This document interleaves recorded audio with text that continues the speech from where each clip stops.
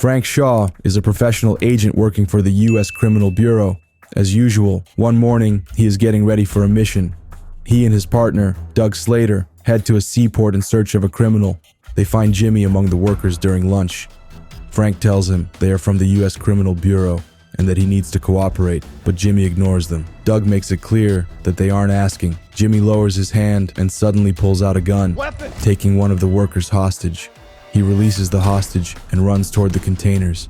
Frank chases him, trying to corner him. Listening carefully, Frank tracks Jimmy's footsteps. Jimmy fires the last bullet in his gun, and Frank, knowing Jimmy has no way out, rushes toward him at full speed. The moment Jimmy exits the container area, a car hits him,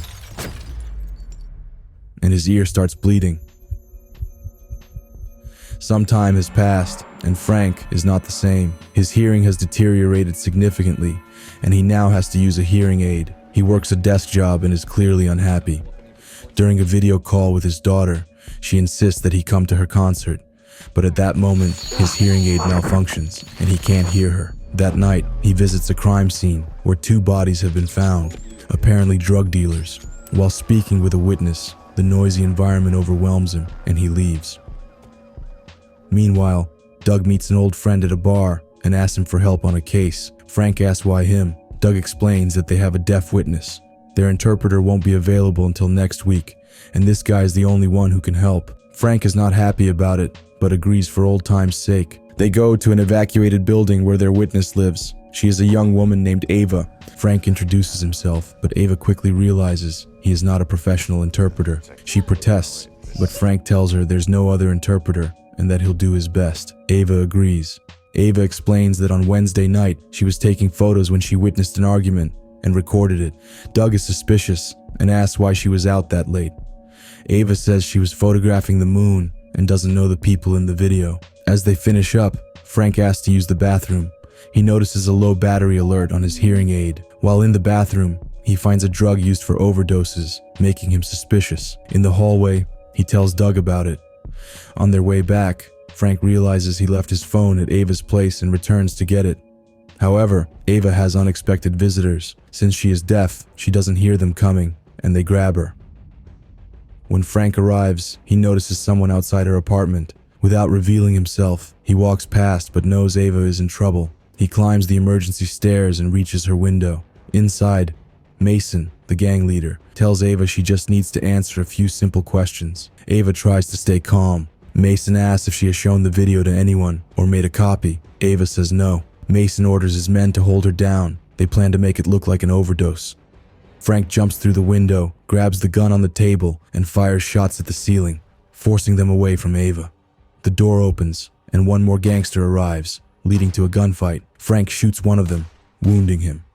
He and Ava run down the emergency stairs. Mason tells his men to surround the building so no one escapes. He needs them alive to stage Ava's overdose. Frank and Ava enter another apartment hallway, but Mason is right behind them. He hears footsteps and moves toward them, but it turns out to be one of his own men. Frank and Ava hide in another apartment. Ava is terrified and breaking down, but Frank calms her and tells her they need to stay focused if they want to get out alive. Ava wonders how the gang knew about the video. Frank realizes there must be a mole in the police. His hearing aid battery is running dangerously low. Meanwhile, Mason calls a doctor to make sure Angel doesn't die. Frank decides to go to the 4th floor, where someone still lives, hoping to find a phone to call the police. After Frank leaves, a police car arrives. But when Ava sees the scene, she can't believe it. The cops know the gangsters and are working with them. On the stairs, Frank hears someone coming up and quickly turns back. More of Mason's men arrive, and they begin searching the entire building. 2 corrupt cops also start clearing out residents. Ava tells Frank about the police's arrival. At first, Frank breathes a sigh of relief, but Ava tells him they didn't come to help them. Frank realizes that they have bribed more police officers and that this situation won't end easily.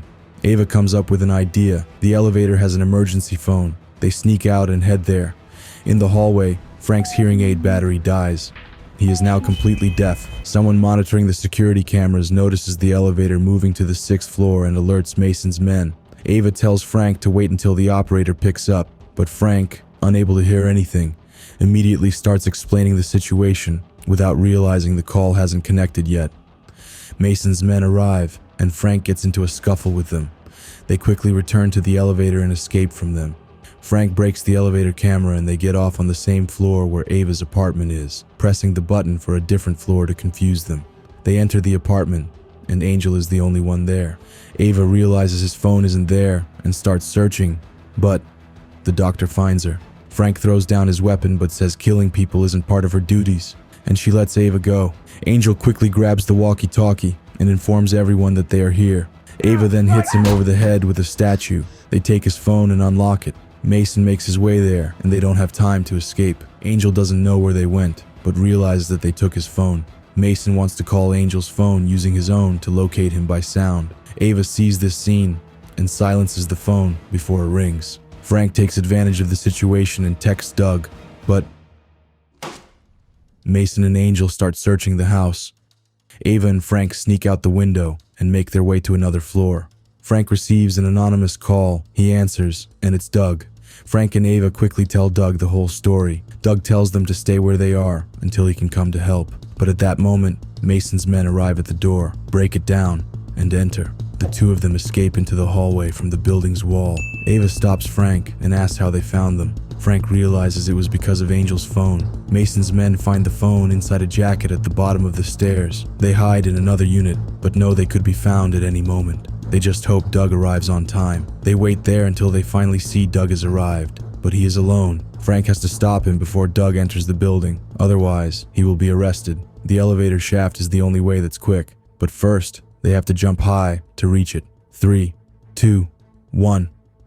Frank tells Ava to jump. The police, distracted by Ava, let go of Frank, who takes advantage of the moment and throws him down into the elevator shaft. They descend using the ladder. When Frank sees that the bastard is still alive, he jumps onto the elevator and fights with him until he finally knocks him unconscious. Frank and Ava reach the lobby, but it's too late. Doug is forced to drop his weapon. Frank tries to save Doug, but it's futile, and he leaves his empty gun on the ground. Then Doug says he's very sorry and picks up his weapon from the floor. Frank can't believe that his old partner has betrayed him. Even Doug is in cahoots with these people. Mason and his men arrive and arrest the two of them. They inject Ava with a syringe, and she becomes unconscious. Ava doesn't have much time left. They take her to her apartment. Doug intends to make a deal with Frank. If he just keeps his mouth shut and takes the hush money they're offering, they'll let him live. Frank agrees. In the elevator on the way back, Frank can only think about one thing. Frank quickly rushes to Ava's bedroom. They've injected her with something to cause an overdose. Frank grabs the anti-overdose medication that was in the bathroom and injects it into Ava. It doesn't work. He injects her again until it finally takes effect, and Ava regains consciousness. But Ava tells him they only have 10 minutes before the effects of the drug wear off. An idea strikes Frank. He throws some household items in front of the door and grabs the chemicals that Ava uses for developing photos, pouring them over the items. Frank sets the house on fire. Ava watches as her entire life goes up in flames. Frank kicks the wall down. Mason and his crew know their time is running out. The fire department and police are on their way. Two of Mason's men immediately leave the scene. Angel, who hasn't received any orders, also leaves. Mason enters the house and finds the hole. He crawls through it, where Frank and Ava are waiting for him, pouring all the remaining chemicals over him. The two of them quickly escape, but the effects of the drug on Ava are wearing off. Frank and Doug come face to face. Mason fires from above. His vision has become very weak, and he almost mistakenly shoots Doug. Ava leads Frank into a house belonging to a musician, which is filled with equipment and speakers. This is where a brilliant idea strikes them. Mason and Doug enter the place, stepping cautiously to find them. At that moment,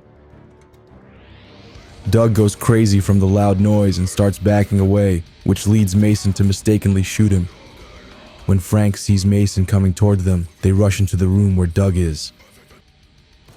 Ava loses consciousness and crashes into a drum set, which Mason hears. Mason enters the room and sees Ava alone. There's no sign of Frank, but wait, maybe he is there.